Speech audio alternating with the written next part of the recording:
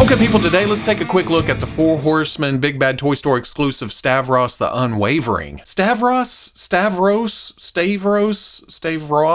I don't know. It sounds like a soap opera villain, but it looks so badass. Especially this font on the logo, just so metal. Stavros! Yeah! Now you know I'm still new to this whole Four Horsemen thing. Mythic Legions, Cosmic Legions, Figura Obscura, Tribute figures. But when I saw this big dark dragon with a BBTS spin for its 25th anniversary, I knew I wanted to take a look at this thing. So they reached out, partnered up, and here we are, an early look at Stavros. Taking a look at this big old packaging, not a lot going on with the cardboard itself. It's got a nice design to it, kind of this cloud with some mountains and lava colors to it. But other than that, it's just a window showing part of the figure. And then, do I have to say it again? Stavros! On the side, there's the Big Bad Toy Store logo. There's a nice promo picture. And then there's a history of the Horsemen and Big Bad Toy Store. On the back, a beautiful promo pic with all the credits of figure production at the Horsemen Studios, along with... You're gonna get sick of this joke, aren't you? Like I said, not a lot on the other side. There's the mountain range, there's clouds, there is the Four Horsemen logo. On the top, short and sweet, just a 4H. On the bottom, there's your legalese, your barcode, your warning, choking hazard, small parts. If you can get the dragon in your mouth, then more power to you. But let's get this thing open, see what's going on here. First off, this thing is too big to get on camera. Let's try to angle up a little bit and let's see if we can get the whole thing here, because I love the proportions. I have a big old dragon head, some broad shoulders enhanced by the shoulder pads, long arms that hang down past the waist, which is usually one of my pet peeves, but we're talking about a big lizard guy. And then big old chest. There's the belt coming across with some bones and such. And then, comparatively speaking, short stubby legs. Now again, if this was anything else, I'd be kind of, well, this is kind of, unless it was Marvel Sasquatch, I guess I like those proportions on him.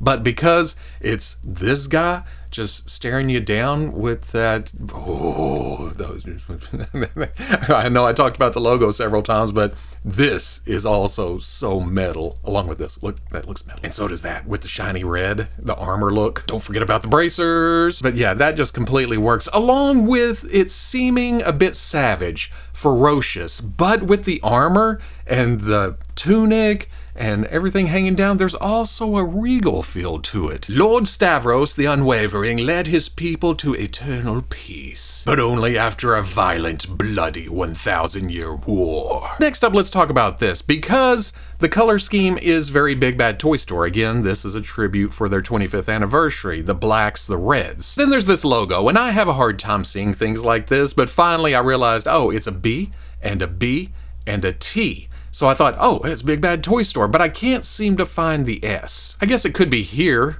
or here, but I think it's more here with this diagonal box, because it's the only thing that loses symmetry in the overall design. Or maybe I'm missing something. Either way, we know that's a Big Bad Toy Store logo, so it still works into the design without being blatantly, hey, it's Big Bad Toy Store. Because again, there are some very nice armor bits. These shoulder pads with the layers and that metallic cherry red, along with buckles on the front. I think that's to simulate it being attached to the tunic itself. Maybe, or maybe it's just hanging down, all cool like, I don't need to buckle everything. Those are of course plugged into the back, very Four Horsemen style. Have the bracers protecting the forearms. There's little latches right there, and then bands that go around, some rivets in places. Then down at the legs, very spiky, very layered. It has kind of a pitting to it, like an age, and then straps going around with his spikes sticking through. I'm assuming those are spikes off his body that come through the armor, maybe. And then this buckle down here is painted. The belt has a hint of brown to the leather parts, but then the metal's black. It's shiny until you get around to here, and then there's this dark red belt buckle with the intricate design. But in case you forgot, it's a dragon type character. There are also some bones down here. Maybe his enemies, maybe a meal, maybe he thought they looked cool. They're just hanging down at his waist. Are you questioning my fashion? Does my accent keep changing? Very, very nice soft goods with the stitching coming down and the black around the collar, the black hanging down around every seam. There are wires to get some action out of these hangy downs. And I kind of thought this was a shirt laying over the tunic part, but it's all one piece that has a Velcro back here on the back. I am going to attempt to take this off later, even though I don't like doing that kind of thing. But hey, things I'll do to see what's under clothing. Then there's the body itself, all scaly and dragony with the different textures in places. Same thing at the legs underneath the tunic, and the feet with the claws sticking out. The hands, that semi-gloss skin, the very glossy black for the claws. But then the face brings in some different colors to the palette. There's of course red for the eyes. That ties into everything else. But that blue and that green, oh man, that just sets it off. That's some icing on the cake. That's the cherry on top. And then of course there's the teeth, the bone color sticking through there, which ties down to the bones hanging down from his crotch piece. The mouth opens and those teeth become separate because that's how jaws work, and then there's an orangey color with some red again. Overall, just a fantastic color scheme. Again, I know it's a tribute to Big Bad Toy Store's colors, but the Horsemen did a great job of making just subtle tweaks to that, adding some color to the face, the bone, the different shades of reds and blacks. Yeah, everything works here. But as mentioned, I am gonna attempt to take the tunic off and get a good look at the base body, because there's also some assembly required. We have this tail that is necessary for the overall look. I mean, as a dragon, you gotta have a tail. So we're gonna pop out these shoulder pads. It'd be so much easier with the belt off. Maybe the torso pops apart, so it would be easier. How about we open this up and see what happens? You know what's working against me? The sleeves. The tunic is wrapped around the arms, so when I pull this way, it pulls away from there. How about we do this? I have been known to complicate things in the past, so bear with me. I guess I could just pull it up and out of the belt. But my problem will be getting it back in there, because here's what it looks like without the tunic. And after seeing it on there and with the shoulder pads, it comes off a little scrawny here, but not terribly. There's almost a flow to it. It's lithe. It looks more agile, maybe. Could always put the shoulder pads back on. There's nothing saying I can't, is there? Oh, that's not bad. The belt doesn't have anything to attach to here, so you can kind of see the gap that this actually fits in. I haven't ever done this before, but I'm assuming that this loop goes around that center dumbbell right there. Snap that on. It comes out, hangs down, and that's it.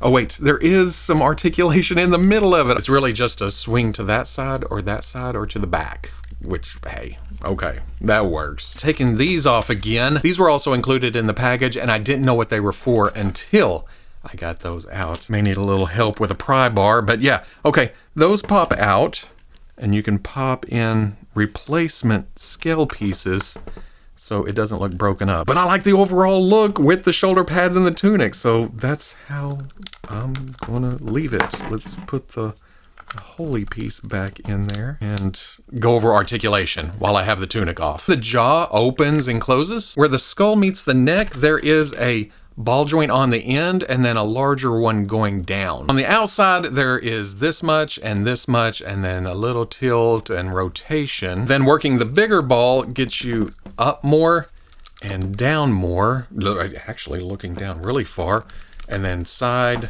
to side and full rotation. There's a pin coming out to the arm, rotates at the shoulder along with a hinge that goes up to there. Then the elbow is a hinge and swivel that comes up to almost 90 and rotates. Swivel at the wrist with a hinge in and out. Dumbbell joint at the mid-torso doesn't do a lot of forward and back or tilt. It's more for rotation. But then there's a ball joint at the waist that kicks forward and kicks back And there's tilt and rotation there too. But again, most of it's up here. That's more comfortable. And that moves more down here because it's exposed. It's gapped. That's why the tunic's going back on after I'm done here. At the hips, there is a swivel that kicks forward and not too far back and then hinges out to there, along with a swivel at the top of the thigh. Hinge at the knee has all kinds of stuff in the way, so it only comes up about 45, 50, 55, somewhere in there. And then for interchangeability, there is a swivel below that. The peg goes down from the knee. Then at the ankle, there is a swivel side to side. There's a hinge back a little, hinge forward, and you can get more movement if you adjust the peg out of the leg a little. It goes a bit further, but you go too far and it comes out like it's meant to. Again, interchangeability. Finally, there is a forward-facing pin for rocker. For accessories, like I showed, there are 2 back replacement pieces to change out the holy ones for the shoulder pads. Out of the package, Stavros comes with 2 grip hands, and then there's 2 clawing, gesturing hands. Shouldn't be too hard to pop that off. And word of warning, these come off too. I probably should have done that to show them completely, well, not completely naked. These aren't gonna get lost to the carpet monster, but they will fling off if you get rowdy. Then we'll put the relaxed hand in just for variety. Although 2 grips isn't a bad thing because he comes with 2 weapons. There's this metal cover looking sword with the angles here and the bat wings and, well, I guess those are dragon wings because there's a dragon head, but you know what I mean. Wicked looking pommel, some silver for the blade, gold inlaid along with the dragon head, and then the red and black to tie it to the rest of the figure. There's also this crazy 4-bladed axe, and same thing. You got your silvers, you got your blacks, you got your golds, you got your reds. It just works perfectly as a pair. The claws don't make it simple to put weapons in the hand, but the fingers are a little flexible, so you can open them up, shove the weapon in, and it grips onto it. But now that I slow down and plan on putting the tunic back on, I notice that there are 2 colors to the skin tone, or at least 2 colors, because there's almost a blackish purplish, but then there's a greenish color to the light parts. I kind of saw that with the scales on the back earlier, but it's faint, it's subtle. I mean, you think it's a black dragon, but then the green just makes things pop. What is the easiest way to get this back on without tearing anything up? Because I need to shove this back down behind the belt. And it's not exactly the loosest. Well, okay, it is kind of loose. There is some gap, but you know what I mean. Keeping it that way in order to get this through. Oh, hey, wait a second.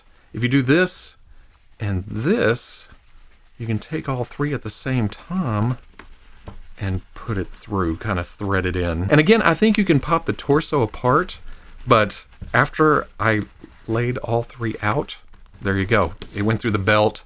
And now I just need to spread it out and around. Oh wait, before we get too far, let's thread the arms back into the sleeves. Well, I say sleeves, the armholes. Put the arms through the armholes. It's easier than I thought it'd be. I always worry about taking clothes off, cloth goods, and then getting them back on and making them look right, but that wasn't too bad. Is the collar up to, oh, there we go, right there. Those going through the holes helps position the tunic underneath. So that's cool. And there it is, put all back together. And yes, the tunic is the finishing touch. It hides the gap right there. It thickens it up a little bit. It balances it all out. And yeah, I couldn't ask for anything better. That just looks fantastic. And don't forget about the tail. It's not noticeable from the front for the most part. You can kind of see it if you get down and look through there. But once you get it into some poses or have them running into the battlefield, there's a little tail right there. And it's not even being used to balance stuff. It is up in the air. Everything, it just works. I don't know how many times I'm going to say that, but it works. Stavros stands at about, a little under 10 inches to the top of the head, and then the horns add another maybe 1/4 inch, which is downright intimidating next to my other 1/12 scale lines like Marvel Legends and Star Wars Black Series. But it's the Four Horsemen. Looks way more at home next to Mythic Legions, the Knights, the Skeletons, the Goblins. Or maybe Stavros took to the stars, joined up with some Cosmic Legions, some Tusks. You know, like the Robo Trooper, head available from Josh Brown Customs, link in the description. But we're talking about Stavros, Big Bad Toy Store exclusive. Link is in the description. Ooh. Coming back around after I finished the review, I realized that I did have some other big-ass figures like the Loose Collector Great Wolf or the Exus Ray Minotaur. How about the Loose Collector the Crypt Monster Hide or the Hasbro Marvel Legends Captain America Brave New World Red Hulk with custom sunglasses, mustache, and cigar from Slow Ship Customs, link in the description. Now we're just getting silly with the Marvel Legends, HasLab Sentinel, and Galactus, but still, at the end of the day, what an amazing huge hunk of plastic this is. Again, I don't have a lot of in-hand experience with Four Horsemen figures, so I'm learning as I'm going, but am I learning that I've been missing out, because the more I mess with these figures, the more I want, the more I need, the more I think, God, why didn't I jump into this years ago? But there's nothing wrong with coming in late to the game. I get to experience it all, especially with the advancements they've made. Nothing wrong with earlier figures, but the first ones I laid hands upon were the 2.0s with the added articulation and range and everything. And I thought, oh, these are for me. I think this goes back to earlier articulation schemes. That's why it's more limited in the limbs, but it's also a huge figure. I don't need it to be super agile. It just needs to move around. Kind of, well, I almost hate to pigeonhole this character into the lumbering type, you know, just, it's a dragon. Maybe he bucks the system and he's fast and agile and lithe and he's on you before you know it, and you look up and see those eyes and the greens and the shimmering in the sunlight and you think, well, I'm done. This would be me in every battle if I were a part of Mythic Legions. It would just be, well, he died again. We're going to send him down. Nope. But on top of it being a kick-ass dragon, I like having something that is a piece of Big Bad Toy Store where I can look, well, okay, if like my parents walked in or someone who doesn't know the toy world stumbled into your toy room and looked at it, they'd think, oh, look at that dragon with the knight armor and that weird crazy design and the blacks and the reds. It looks awesome. But to you and I and everybody in the know, we can look at it and go, well, that was Big Bad Toy Store's 25th anniversary. It's not blatant. Again, that logo, I still haven't deciphered it fully. It just looks like a neat crest on the chest. A chest crest. It's a neat nod to Big Bad Toy Store in the 25th anniversary. Plus, things in black and red are just automatically awesome, right? I think that's all I got. Again, link is in the description. If you're interested, click that. Go over, get yourself one. Bye.